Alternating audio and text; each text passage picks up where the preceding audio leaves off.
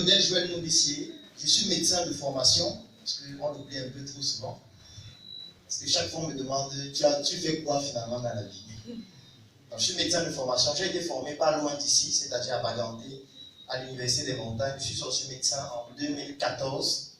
Donc depuis lors jusqu'à ce jour, j'exerce comme médecin.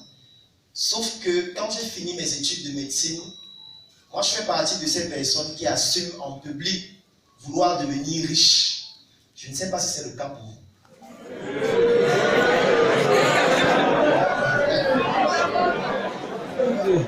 Est-ce qu'il y a des gens qui souhaitent rester pauvres toute leur vie dans ça? Ah, ils ne sont pas venus. D'accord. Où ils arrivent? Où ils sont à l'église?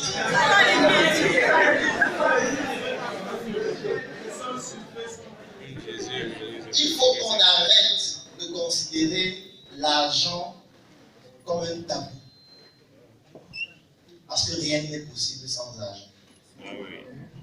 Et je le dis pourquoi? Parce que moi, quand j'étais médecin dans plusieurs hôpitaux publics, je me suis rendu compte d'un certain nombre de choses qui me choquaient au quotidien. Je me rappelle d'une dame qui est venue une fois, j'étais médecin à l'hôpital régional de Bafoussam, et j'étais aux urgences, elle arrive avec son bébé dans le ventre, pratiquement 7 mois, et on lui fait comprendre que madame, vous avez un placenta praevia, je ne vais pas entrer dans les détails, mais c'est la rien. Non, les mathématiques sont indispensables, sauf que la manière dont c'est enseigné, parce que c'est parfois, la plupart des fois enseigné par des enseignants pauvres, qui ne peuvent donc pas vous montrer comment faire pour transformer les mathématiques en argent. Et c'est ça le problème. Parce que si votre enseignant est pauvre, alors que c'est l'enseignant, ça veut dire que lui-même n'a pas pu appliquer les notions, il ne peut pas vous enseigner ce qu'il ne connaît pas. C'est ça le problème. Si vous avez un professeur en mathématiques, il vient tous les jours donner cours en moto. Donc ne vous attendez pas à autre chose que le logarithme est monté des centimes, voilà comment il faut faire.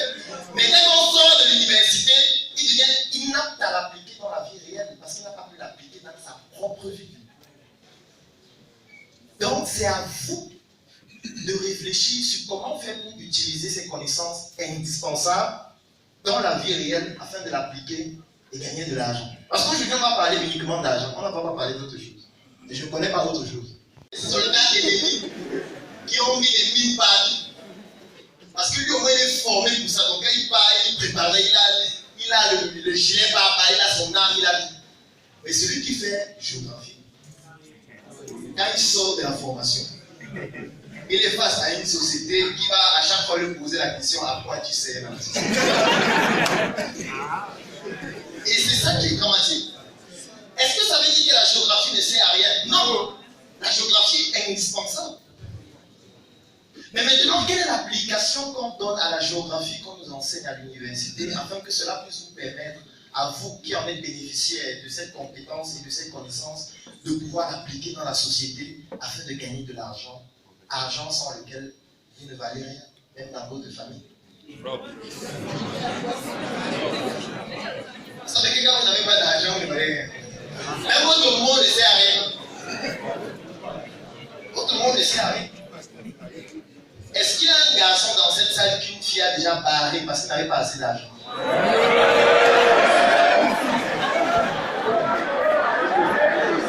maintenant poser la question aux filles. Est-ce qu'il y a une fille qui a déjà barré plusieurs garçons ou non parce qu'il n'avait pas assez d'argent?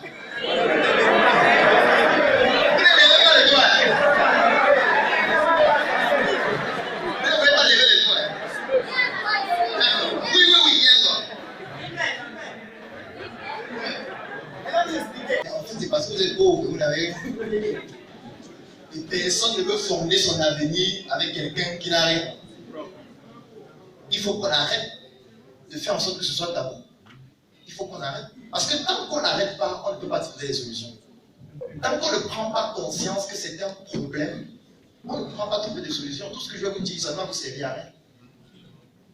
Moi, je ne suis pas un enseignant, je ne suis pas un coach. Je viens juste partager mon expérience parce que moi aussi, j'ai fait des études comme vous. J'ai fait la médecine. Et quand j'ai fini la formation, j'étais au chômage. Est-ce que vous savez qu'il y a 700 médecins au chômage chaque année au Cameroun?